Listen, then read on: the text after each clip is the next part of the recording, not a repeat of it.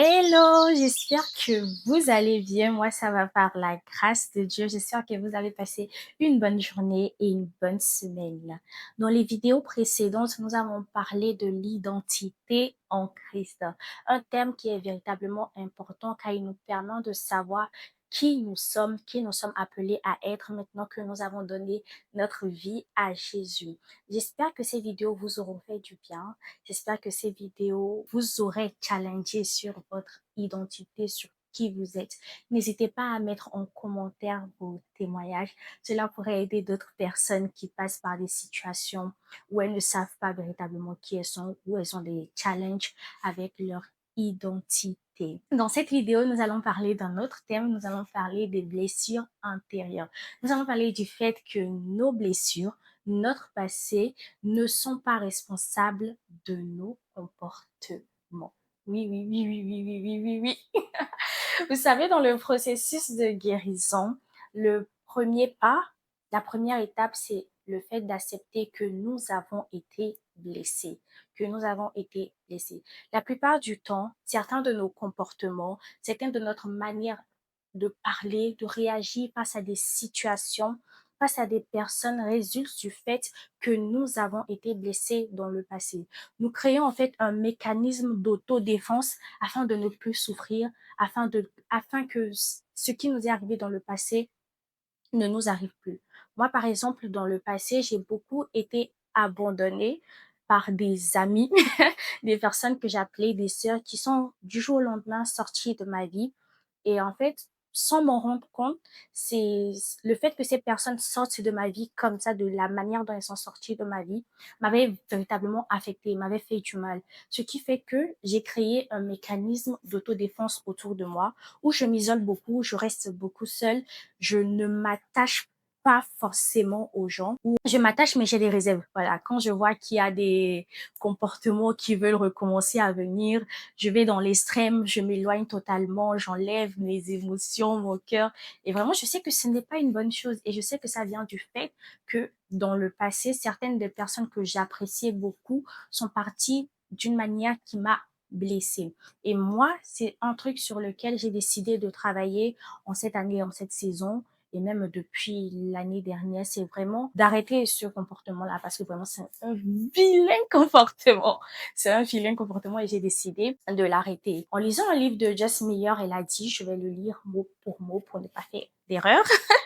Jess Meyer a dit dans un de ses livres, il m'a fallu par exemple reconnaître mes erreurs et cesser de rendre mon passé et les autres responsables de mes erreurs et cela m'a été très difficile. En lisant cette phrase, je me suis rendu compte que je justifiais beaucoup certains de mes attitudes, certains de mes comportements par le fait que certaines personnes m'avaient fait telle ou telle chose. Et je sais que je ne suis pas seule dans le cas. Nous sommes plusieurs dans le cas à justifier nos comportements, notre manière de parler, notre manière d'être agressif ou notre manière d'être dépendant affectif aussi par le fait que dans le passé, on a vécu telle ou telle chose. Parce que vous savez, cela, c'est plus facile pour nous, en tout cas pour moi, c'est plus facile de dire oui, j'agis comme ça parce que telle ou telle personne m'a fait quelque chose que de prendre la responsabilité de mes actes.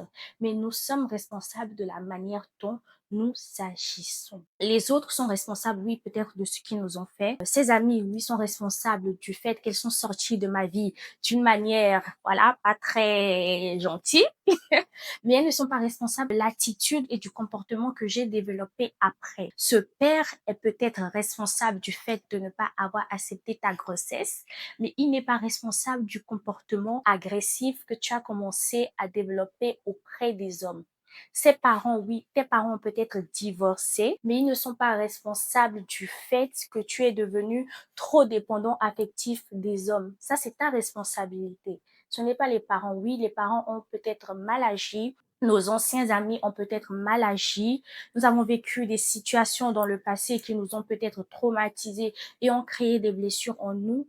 Mais ces personnes-là, ces blessures-là, ne doivent pas être tenues responsables pour nos actes, pour nos actions, pour notre manière d'être agressive, notre manière de mal parler, non. C'est à nous de prendre la responsabilité et de décider de travailler afin que cela ne se reproduise plus. La Bible dit Garde ton cœur plus que toute autre chose, car de lui proviennent les sources de la vie. C'est à nous que Dieu a donné la responsabilité de nos cœurs. Ce n'est pas à ton père, ce n'est pas à ta mère, ce n'est pas à tes amis, c'est à toi.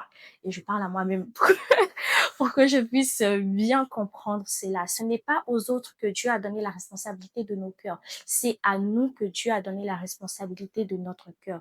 Oui, ils ont peut-être mal agi, ils ont été injustes envers nous, mais c'est à nous que Dieu a donné la responsabilité de nos cœurs. C'est nous qui sommes responsables des comportements et de la manière dont nous avons commencé à agir par rapport à ce qu'ils avaient fait. Nous sommes totalement responsables et il faut prendre nos responsabilités. C'est à nous de mettre des garde-fous afin que les offenses, les blessures que nous avons subies ne fassent pas de nous d'autres personnes, ne fassent pas de nous des personnes amères, ne fassent pas de nous des personnes dépendantes affectives, ne fassent pas de nous des personnes sauvages.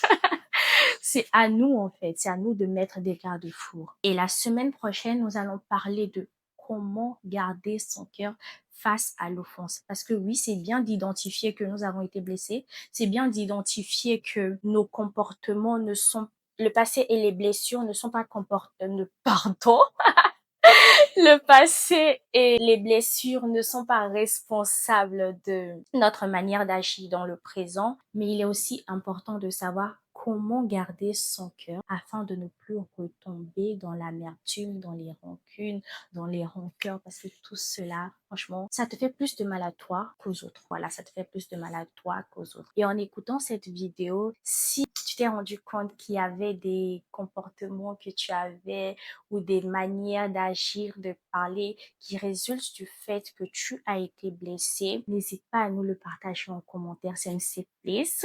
Cela pourrait aider aussi d'autres personnes. Nous ne sommes pas dans le jugement. Et si c'est trop personnel et que tu as peut-être envie d'être écouté par une personne, je suis disponible dans mes DM sur la page Instagram Hint of Hope et TikTok Hint of Hope. Nous nous retrouvons la semaine prochaine pour une nouvelle vidéo. D'ici là, portez-vous bien et n'hésitez pas à vous abonner à la chaîne YouTube. Merci, bonne journée, bonne soirée, bisous.